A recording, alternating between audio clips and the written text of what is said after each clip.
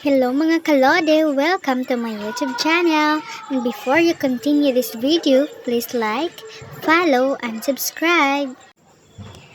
So mga kalode, as what we can see, Bago National High School is a public school. Mga kalode, ako ay nakapasok na sa loob ng gate. At makikita natin na maraming estudyante ang nag-aaral dito kagaya ko. So mga kalode, ako ay kinakabahan at saka abangan niyo ako hanggang sa huli dahil ako ay magre-representa ng monologo sa harapan ng mga kaklase ko. Iaakyat muna ako sandali dahil nandoon sa itaas ang classroom namin. So andito na tayo sa itaas mga kalode, maglakad muna tayo ng ilang segundo dahil malapit na tayo. Mga kalode, ako ay medyo napagod na dahil nahirapan na ako sa kalisod.